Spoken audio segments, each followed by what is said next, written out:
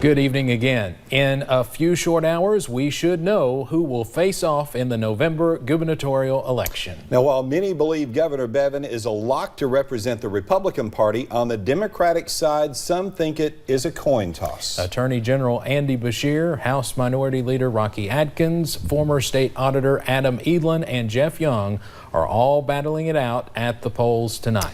Now, we have a team of reporters stationed at all of the major campaign parties this evening. We will begin live with WYMT's Connor James, who is with the Rocky Adkins camp in Moorhead. Connor. Steve and Neil, sometimes throughout this primary with Rocky Adkins, it seemed a little more like a bluegrass concert tour than someone hitting the campaign trail. If you've seen Rocky, he's almost always had his guitar with him. Now, Rocky spent much of his time in eastern and western Kentucky, hopeful to strum up support from those rural areas. But possibly even more important, the longtime politician pulled in Stephanie Horn, a Jefferson County educator, as his running mate. Between the rural vote and teachers, Adkins hopes it's going to be enough to carry him across the finish line tonight. So I slept good last night. You know, when you give it all you got, you leave it all out there, and you know that you've done everything that you can possibly do to win a campaign, even though you're anxious, even though this day's been coming and you've been working weeks and months to prepare for it. I think we've positioned ourselves well for a win today.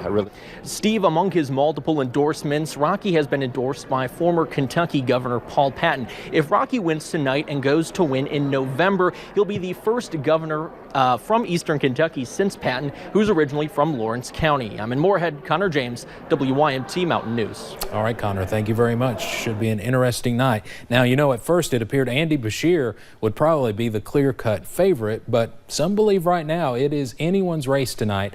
Beshear sold himself as a fighter for the average Kentuckian. WYMT's Macy Marie is at his election party and joins us now live from Louisville. Macy? Steve, Andy Beshear, well known in Kentucky. The Attorney General took pension reform to court and he won. But recently he lost another battle against the Bevin administration, that one over an abortion law. His family is obviously well known in the political circles. Andy's father, Steve Beshear, served 2 terms as governor. His running mate, Jacqueline Coleman's father, Jack, also served in the state capitol. He was a state rep from 1991 through 2004. Beshear was the first one to file to run. You know, all yesterday, traveling around western Kentucky and the day before being here in Louisville, we've seen a lot of energy. And we believe that energy is going to carry us to victory. Steve and Neil, Jacqueline making a final push in eastern Kentucky just last week as part of the Beshear-Coleman platform. They do support bringing legalizing medical marijuana to a vote in Kentucky. Also, they are both pro-choice, and they vowed to do whatever they can to stop the opioid crisis in the state. Live in Louisville, Macy Marie, WYMT Mountain News. All right, Macy, thank you. Now, on the outside looking in tonight, many believe is former state auditor Adam Edelen. Now, 4 years ago, he fell in November to current auditor Mike Harmon. He got caught up in what many call the big red wave, but now he hopes a late surge will carry him through to November. WYMT's Justin Case is with the Edelen camp in Louisville. Justin. Steve and Neil, Edelen announced he would enter the field of Democrats back in January of this year. Edelen says that he wants to bring thousands of jobs to the bluegrass through renewable energy and modernize Kentucky. So you might remember Edelen is a co-developer on a project that in March announced plans with Toyota to build a 700-acre solar panel farm in Pike County. The project would create jobs for 200 construction workers and 50 permanent jobs. His running mate is film producer and developer Gil Holland. Well, you know, we've worked so hard for almost 5 months taking our message of change and modernization to every corner of Kentucky. And it's just exciting for me. I mean, to be a kid who came up in a family where my mom was 16 and they brought me to a trailer to be able to cast a ballot for yourself for governor is extraordinary.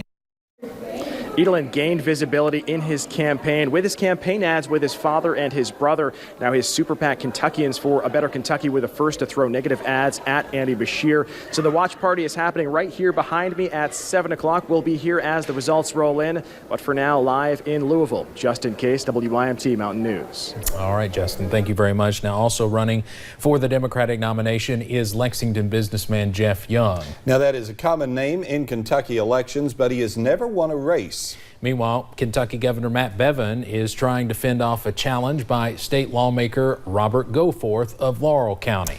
Also running is Ike Lawrence and William Woods. The governor says he wants to build off what he started. Pension and tax reform are among his priorities. Goforth grew up in eastern Kentucky. The latest polling numbers have Governor Bevin with a sizable lead. Well, election officials are projecting only about 12.5% of the state's registered voters will vote today. In Pike County, officials say voter turnout is average. County Clerk Rhonda Taylor says although the statewide turnout is down, she hopes the county turnout will be higher. Personally, I think by the end of the day, when more people get off work and whatever, I think it'll be a little higher. I think Pike County will be at least 17, maybe 18%. Taylor says the precincts ran smoothly this morning with no major issues. Former State Attorney General and House Speaker Greg Stumbo is back in politics. He took a brief time off following a defeat in 2016 when he lost his seat in the State House. He is running unopposed, and tonight the Floyd County Democrat learns who he will face in November. Challenging one another in the Republican primary for Attorney General is Daniel Cameron and Will Schroeder. The winner gets Stumbo this fall. He held the office from 2004 to 2008. There is a full field in the race for Kentucky Secretary of State. 4 Democrats and 4 Republicans are running, including former Miss America Heather French Henry. Henry is facing off against 2 Eastern Kentuckians, Jason Belcher and Jason Griffith. Jeff Sebesta is also running as a Democrat. Current Secretary of State Allison Lundergan Grimes is term limited.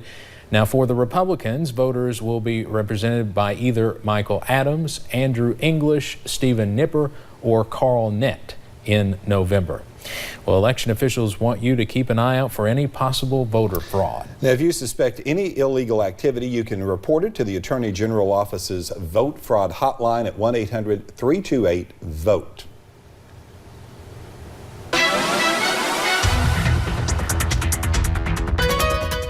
Well, if you haven't gone outside today, I recommend doing so. It's been a beautiful day, comfortable temperatures. Bad news is that's not going to last too much longer. You'll notice as we take a look at the University of Wise over into Virginia, you'll notice just a few clouds over there, but plenty of sunshine. We're actually seeing those mostly clear skies as we head to the overnight hours. Much of the same stories. We look over into Whitesburg, dry conditions, calm conditions, and that part will continue. It's just those temperatures that are going to become pretty muggy over the next few days. Satellite and radar shows a few of those clouds moved in earlier today, but those are clearing out now. Like I said, will be mostly clear as we head into those overnight hours. Check out the temperatures though. Those lower 70s up north, lower 80s down south. Warm front is slowly making its way into the mountains, and that'll continue as we head into tomorrow. Good news is rain chances are low over the next few days, but those temperatures are going to be pretty high, and with no rain to give us relief, well, it's going to get pretty hot and muggy over the next few days.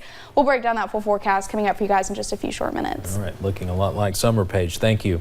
With just a few days now until Memorial Day weekend, we learned a little more about the plans for Conley Bottom Marina. A fire yesterday morning destroyed the cafe, offices, and store. Fire also damaged but did not destroy their gasoline island, so that's been moved and will be fully operational by Friday. An outdoor shed will be their temporary office. It will be almost 1 year before a permanent store and cafe is built, but all in all, and his family say the show must go on. Called and texted and come down to do whatever they can and want to help, so it's been wonderful. Yeah, well, we've got the best crew anywhere on the lake, or any lakes, I think, and they all just come down to do whatever they could while this all going, and they're all here today. People in the community have set up a fundraising page to help with repairs. Investigators in Monticello are still looking into the fire's cause, but at this point it looks like the fire was an accident. 2 trailer loads full of stolen items were found Monday night in Leslie County. WYNT's Lauren McCourt talked with officials at the Sheriff's Department who say without the community's help, this would not be possible.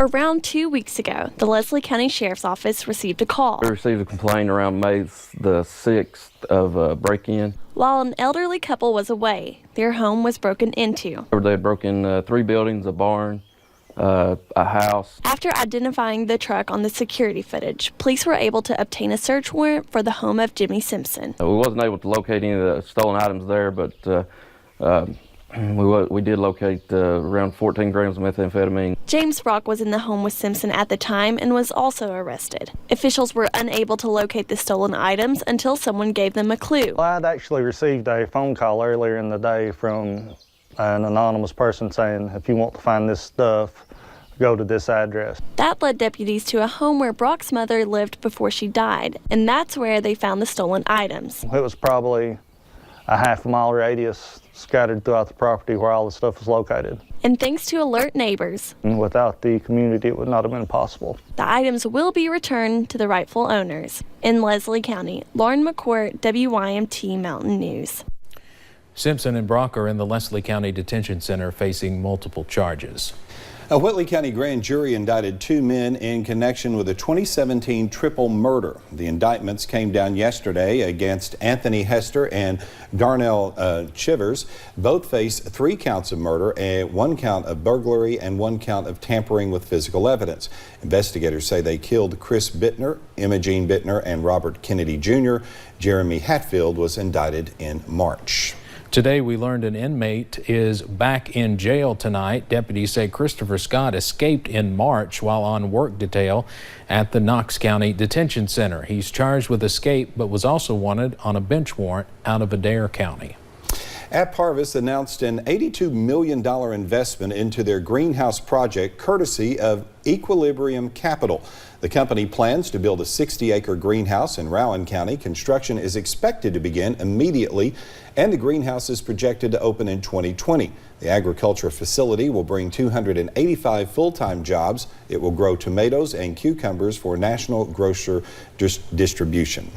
Another Eastern Kentucky retailer is shutting its doors. Dress Barn is actually closing all of its 650 stores. The women's clothing chain has been around for nearly 60 years. The company has not said when the stores will close. There are 6 Dress Barn stores in Kentucky, including that one in Pikeville. It is an emotional time for the manager and her workers. All the girls that work here, they're all very special to my heart. This is just a very emotional time right now. That we all just have to have faith and believe that when one door closes, another one opens for us. Renee Thacker said she and her crew will continue to serve customers until the doors close, whenever that is. And temperatures increase as we head into your Wednesday. That continues into your Thursday and Friday, along with a few scattered rain chances. I'll look at that full forecast coming up for you guys in just a few short minutes. But first, many volunteer their time to help out on Election Day. Ever wondered, though, how poll workers pass the time? Marianne Fletcher gives us a look.